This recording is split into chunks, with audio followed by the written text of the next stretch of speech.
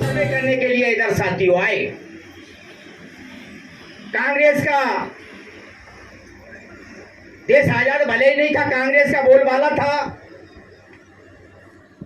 भारत छोड़ो आंदोलन कांग्रेस बड़े पैमाने पर और जोर जोर साथियों को लेकर यहां चलाने का काम कर रही थी। तो उस समय लाला लाजपत राय, आपने सुना होगा उनका नाम,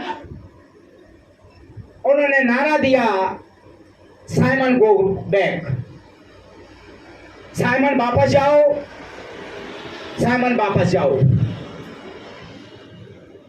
अंग्रेजी हुकूमत के कारण साइमन वापस नहीं गए और उसका विरोध का जब जानकारी हुई तो विरोध साथियों इस बात का उन्होंने किया था कि उस साइमन कमीशन में सारे लोग अंग्रेज थे, भारत से केवल बाबा साहब ही उसके सदस्य थे। इसलिए साथियों ये सारे लोग साथी चले कहां भाई। लाला लाजपत राय ने उसका विरोध किया, लेकिन अंग्रेजी हुकूमत के कारण उनका विरोध सक्सेस नहीं हुआ और लाठी डंडों में उनकी मृत्यु हो गई।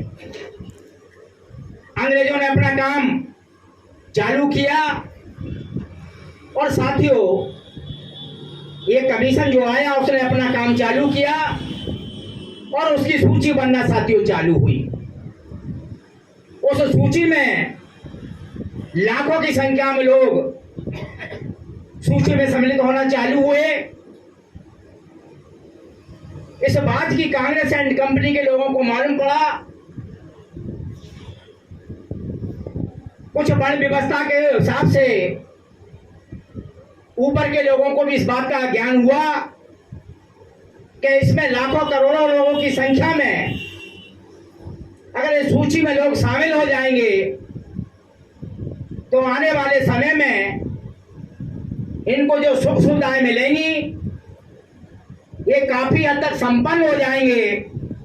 जब ये लोग सूची में जाकर संपन्न हो जाएंगे तो फिर हमारी खेती बाड़ी, घर गृहस्थी में जो भी हमारा काम होते हैं, जो हमेशा शूद्रों का काम रहा है, तो फिर हमारा काम कौन करेगा।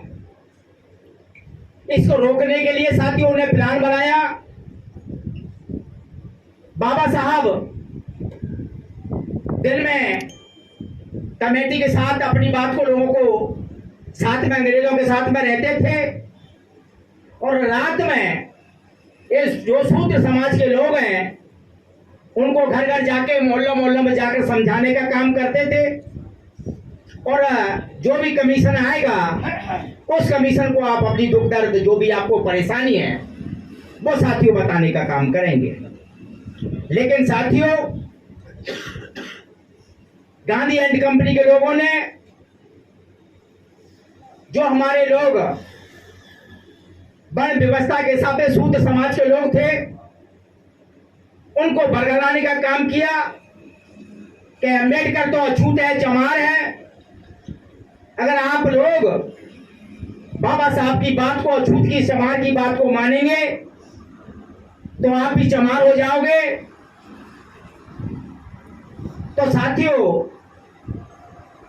जो पिछड़े वर्ग की जातियां 6743 जातियां हैं, इसमें अनुसूचित जाति जनजाति पिछड़े वर्ग और जिसमें खास तौर पर पिछड़े वर्ग की 3743 जो जातियां हैं उनमें सबसे ज्यादा सूची में नाम लिखाने का काम भी हुआ।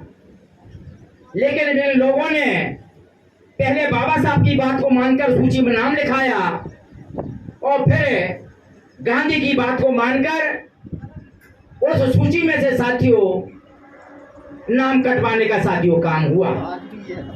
ये सूची लाखों में नहीं करोड़ों की संख्या में पहुंची।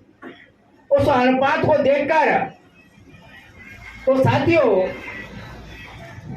केंद्र में जब सरकार बनने का काम हुआ, देश आजाद हुआ, उस सूची के आधार पर 15% अनुसूचित जाति को और 7% अनुसूचित जनजाति को 7वीं आरक्षण का लाभ मिला। इसके साथ साथ मध्य प्रदेश में मैं एक उदाहरण देकर अपनी बात को समाप्त करूंगा। पिछड़े वर्ग के में ताल्लुकात रखने वाले प्रजापति जो समाज है, प्रजापति समाज ने बाबा साहब की बात को माना और वो साथियों उसमें